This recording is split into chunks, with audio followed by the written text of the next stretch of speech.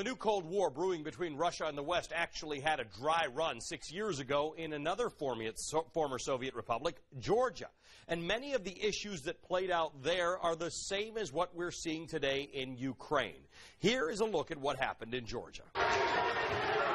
Go back to 2003. That's when Georgians elected Mikheil Saakashvili president during the so-called Rose Revolution. A young reformer, he promised to rein in corruption and bring separatist regions back into Georgia's fold. Two of those regions, Abkhazia and South Ossetia, had allied themselves with Russia. In 2006, the South Ossetians went a step further.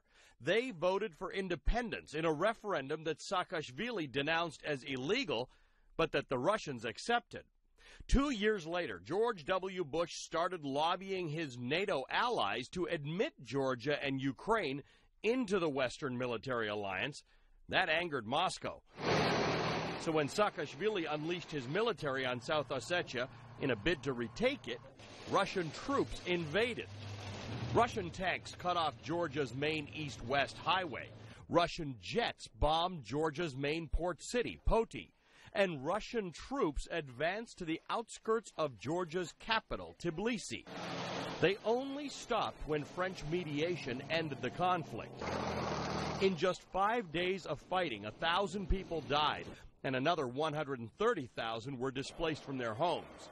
Sure, the United States and NATO denounced Russia's aggression, but they didn't do much else. In a prequel to today's crisis in Ukraine, Russian troops are now permanently stationed in both South Ossetia and Abkhazia. And there's even talk of Russia one day annexing one or both regions. Mikheil Saakashvili left office in 2013 after losing an election. Since then, he's been spending his time in the United States, where he accepted a lecturer position at Tufts University outside of Boston. He also spends a lot of time here in New York City. I talked to the former Georgian president. The conversation got off to a lively start. I suggested that his decision to attack South Ossetia triggered a war with Russia that cost Georgia dearly. This is how he responded. I didn't order any attack on any enclave. We were invaded by 100,000 plus Russian army, and I just ordered our troops to defend my country. That's a slight difference, quite there, but a very important one. But for that difference, the situations have a lot in common. Yes, and I think the reality is that Russia is a revanchist power, and right now it's a window of opportunity for it because the West is focused on ISIL. And so for the West, top priority is ISIL. For Russia, it's the post-Soviet space and Ukraine. Putin said recently, he told Western journalists, you know, I'm a tiger. This is my forest. This is my jungle. Yeah. Don't meddle here. I'm not going to your forest. But here I can do whatever. So that's a jungle law introduced in our part of the world, and actually he is implementing it. So the thing is that the problem is that there can be no deal made, because what Putin says, you care about ISIL, I care about all the countries around me, including the largest country in Europe, Ukraine. So give me this and I'll help you with other issues. The only problem is that when he goes after countries in his neighborhood, he's also going after the West. Right. He sees it as a revanche against the United States and the West. That's how the deal cannot be made. So there is this major discrepancy out there. Well, so when he sees it as the West, the interesting irony is that Ukraine, like Georgia, is not a member of the EU and was not a member of NATO. Yeah. So they only get so much support from the West. It's a careful ploy. Well, there's a complicated situation because the West has lots of leverage. What can be realistically done to stop Putin? Lots of things.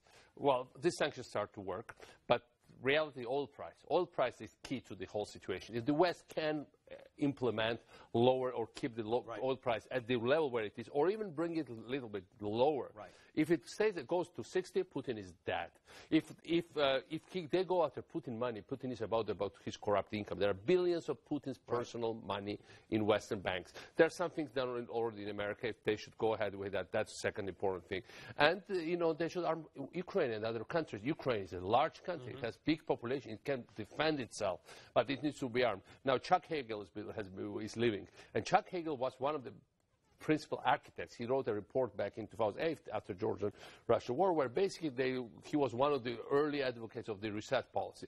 And until now, there was no defensive weapon strategy there because you had Secretary of Defense in first place who didn't believe in it. Right. Now there are some changes also in Washington, so that might help to do it because ultimately that's the world order we're talking about. So what about the understanding that the West wouldn't press too close to Russia? The sense that the pressure has been put on Russia because troops are showing up. Many of its former republics are now NATO members, and Russia's feeling a little cornered in. No, I think it's not a correct way of thinking, oh, we were cornered Russia. Russia doesn't care what the West does. Russia has its interests. It's not about we irritated Russia, we forced Putin to be... there are lots of useful idiots in the West that say that, oh, that's our fault. You know, the same way they were saying, oh, we are unnerving Hitler. And Hitler has his interests, we should understand, German-speaking in the Sudetenland here and there. Incidentally, the things that Putin are saying closely resembles to what Putin was doing before Second World War and saying what he was saying before Second World War. So the reality is that Putin would have gone aggressive and rogue no matter what. Because from the very beginning he proclaimed that this is his goal to reassert Soviet sphere of influence and to squeeze out the West from there. So the West can either appease him, and there are many people who are saying, oh, let's appease him and then he can go. Well, he proved by all his things. The West basically appeased him up to Georgia. Then Crimea happened. They appeased him, or started to appease him after Crimea, then Eastern Ukraine have happened. You say if oil goes to $60 a barrel, this will crush them. Fair enough, but it'll crush a lot of other things in the world, too. It will actually put companies out of business that produce oil, because we now have tight oil all over the world, and at that point, then we have an oil supply problem. Well, I think what really is happening on there are two sides of it. I mean, in case of Russia, it would be a problem, but it will also, in long run, force Russia to be a normal economy and be like just a normal country. And when you say normal, diversified, diversified, modernized, open up political system, and give people more say.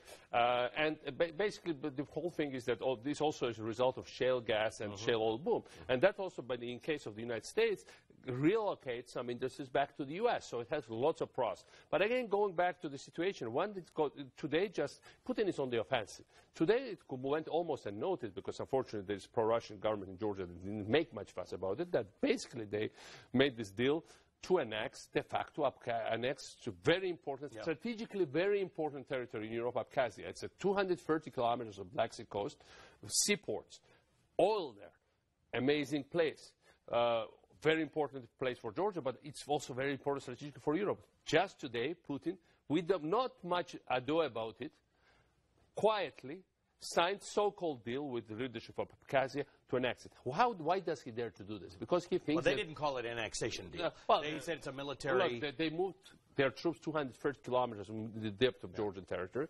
They united... they diluted the border. There is no longer a border between Abkhazia and Georgia, and basically between Abkhazia region of Georgia and Russia, and they moved these things to the administrative occupation line, all their troops, and they also united their government systems, not only the army, basically whoever is left in Abkhazia, 20% of pre-war population has no say.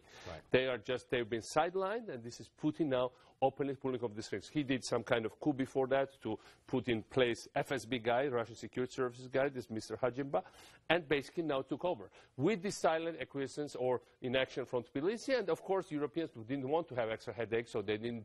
If Tbilisi didn't bother. That seems to be the way a lot of people are thinking about this. Right? But again, the reason why he does it now, because he thinks it's a window of opportunity now, because he thinks that there will be a lame duck administration in the U.S.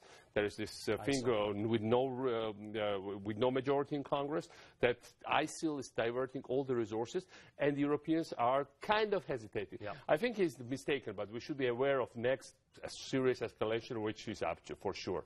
And I think it's doable. I think he will be contained eventually. It will be done, but it's better done sooner than later, because Europe, as always, will have to pay price, but it will be too late and too much. And I think they should have learned from their history. But there are no new Churchills now in Europe. So, but let's see what Merkel does and the others. Hopefully they understand that. That was former Georgian President Mikheil Saakashvili.